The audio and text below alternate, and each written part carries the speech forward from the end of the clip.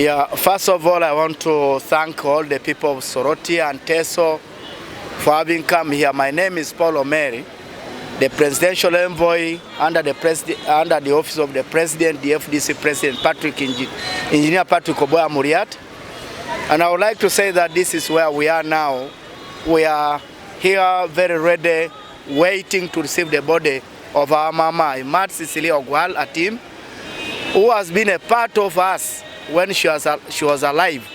She made it as her home, and as a leader who really nurtured many people in Teso, and it was admiration as young population and young people who grew up liking our styles of leadership. And that's why we are gathered today here with the congregation of Soroti people and also people from outside Soroti who are waiting to receive the body here in the public gardens. And it is actually incidental that at the time when the late Milton Obote was brought from when he died, this is exactly again the time when Papa, the late Milton Obote, was received again in the in the public gardens, and this is an Independence Square. And here within us here all, we would like to call upon the public that as we pay the last respect in Teso here for those ones who may not be going to Dokolo for the vigil tonight in the evening, please, we are going to try to see whether we can be allowed to view her body here in the public gardens. And that's why you see right away that we are prepared and the people are waiting. The Reverend Tangiro, Canon Reverend Tangiro, is already waiting here and is actually the person again who received the body of late Papa Milton Obote. And today is a blessing again that he has come as a religious leader to wait for this body, to pay his last respect as a person who grew up at a time when Uganda was actually a country that cherished values of leaders. And I'd like to say that there are so many people here from all walks of life. And actually, we have all here former leaders of parliament from all walks of life, from NRM, from FDC, from UPC, right we have Toto Winnie Adio, just having an interview with NBS Radio, and likewise with other leaders who are anticipating to be interviewed.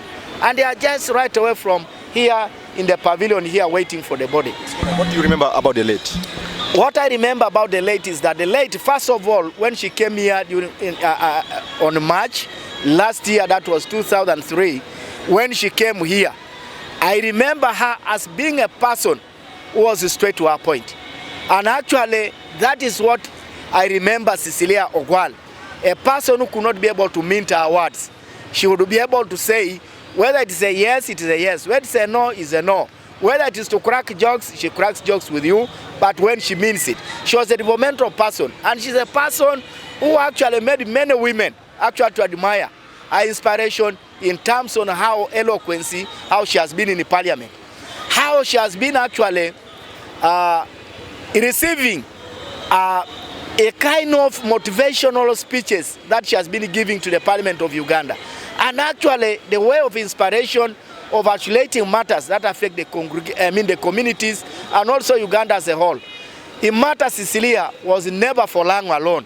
And that's the reason why Teso is waiting for a body. So what should other leaders emulate or learn from Honorable the late? Now, what I want to other leaders to emulate from, that once you're a leader, you become a national leader. You don't become a leader for a particular tribe.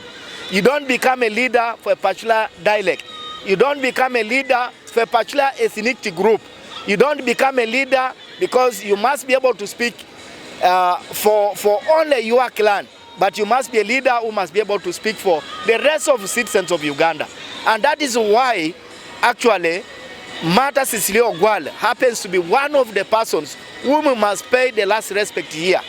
And we really pray that may her soul really get a quick repose, that she must be received with the angels and she must be received in heaven with all the glory. And that's our prayer as young leaders who must be able to really emulate our ways of living when she has been a political leader.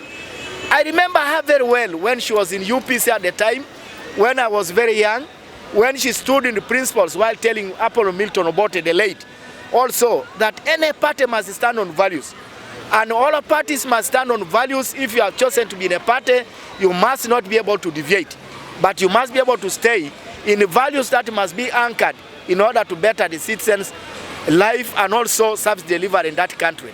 And that's why I remember very well Imata. And really, we miss her as Teso, we miss her as Uganda.